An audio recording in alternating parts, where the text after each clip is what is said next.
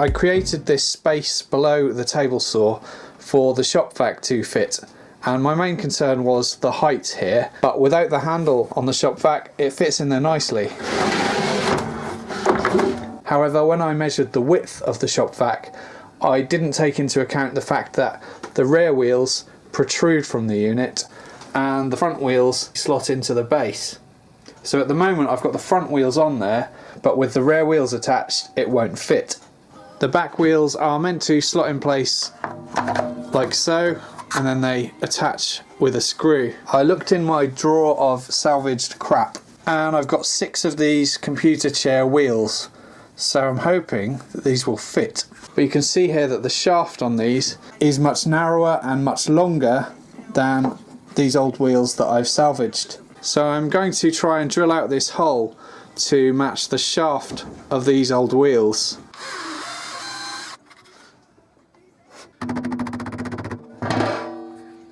Okay.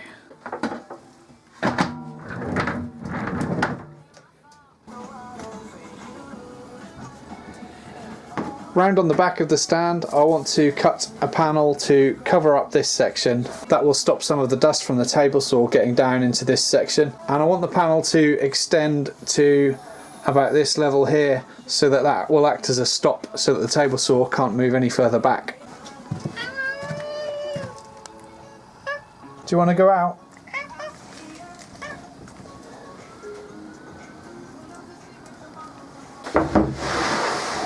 I've got this old sheet of packaging plywood and I'm going to use that to make the back panel.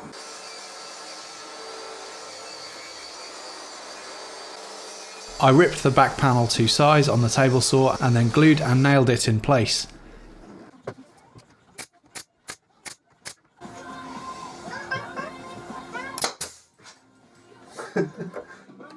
I had lots of shop vac fittings and hoped that one of them would fit the table saw. I really don't understand why companies can't make a universal fitting, or at least 2 or 3 universal fittings. Luckily I did find one eventually. I used a hole saw drill bit to drill a hole for the hose.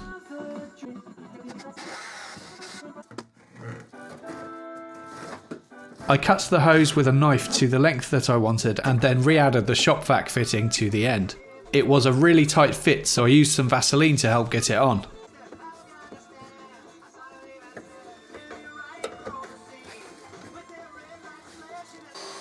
Next I ripped a piece of poplar that I had, which came from a pallet collar, into some 10mm strips which I'd used to trim the plywood edges of the stand. I cut these to length on the miter saw and glued and nailed them in place.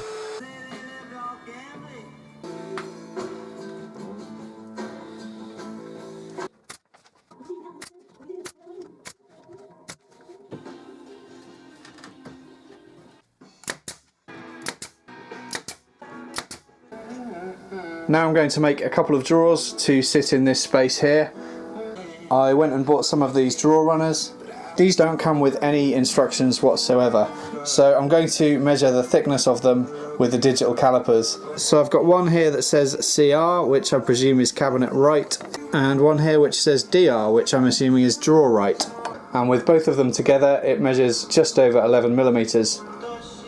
I've got some of these offcuts that I use to make the table saw stand, so I'll use that to make the drawers. Just going to do very simple construction of butt joints, no fancy dovetails or anything like that. This is just a shop project. The distance between the 2 side panels is 299mm. I know that the drawer runners are 11mm thick, but I'm going to allow for 12mm for each drawer runner, just to make sure there's enough play. So that means my drawers will need to be 299 minus 24mm, which is 275. So that's what width I need my drawers to be. First I ripped the plywood into strips of about 12cm, which would be the height of the drawers. Then I cut the sides, fronts and backs of the drawers to length using the crosscut sled and a stop block to keep all of the cuts consistent.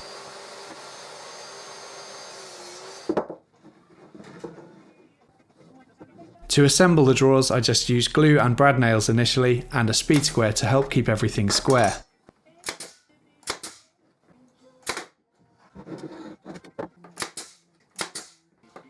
Then I came back and drilled pilot holes and added screws for extra strength.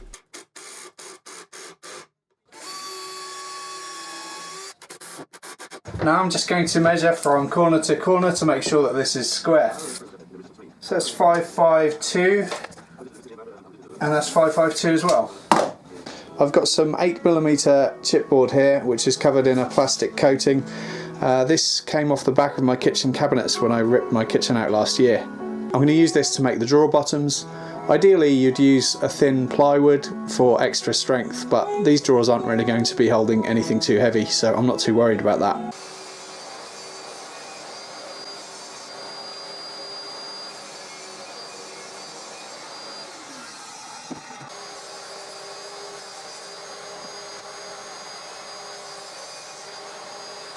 The disciplines involved with woodwork are very, very different. I pre-drilled and screwed the drawer bottoms in place.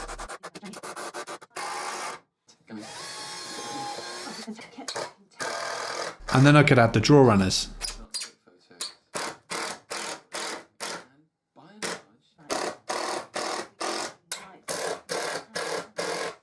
I've got a little offcut here which I'm going to use as a spacer to position the drawer runners where I want them.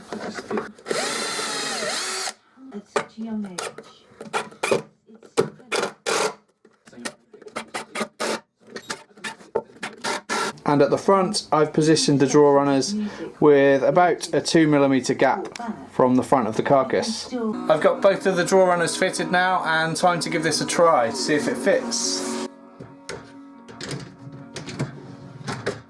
Good.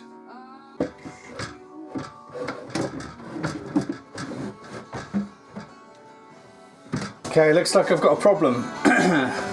The top drawer is snagging on the bottom drawer, so I haven't left enough clearance between them. But that should be an easy fix, because what I can do is just rip a little bit off the top of both drawers on the table saw. So I removed the drawer runners again and ripped about 8mm off the top of one of the drawers.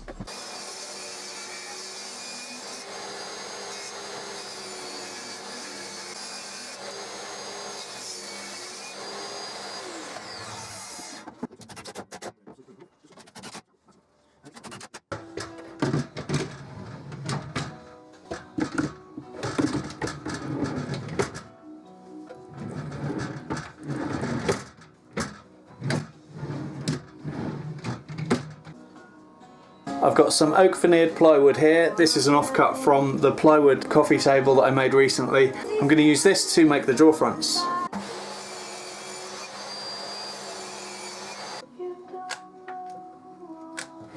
I used the hot glue gun to attach the drawer fronts. I got the first one on there as straight as I could just by eye.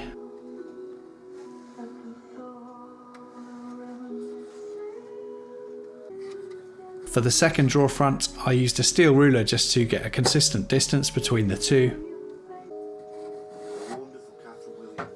And after a few seconds when the glue had set, I could add a couple of screws to secure the drawer fronts from the inside.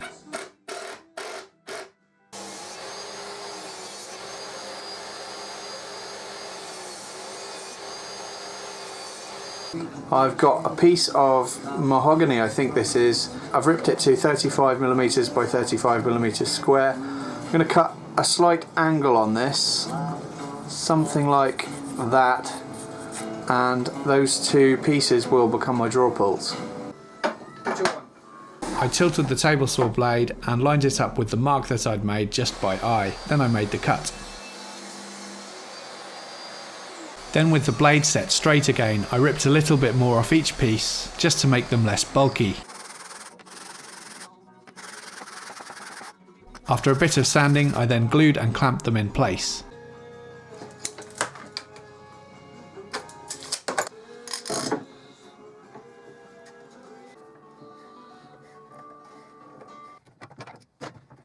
The next day, I removed the clamps and then I could fill the drawers.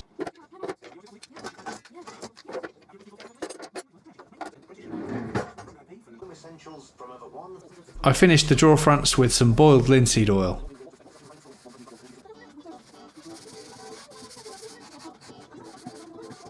Finally, because some of the salvaged plywood that I used had some white paint on it, I gave it a fresh coat just to tidy up the look. That's the table saw stand finished, and I look forward to using it.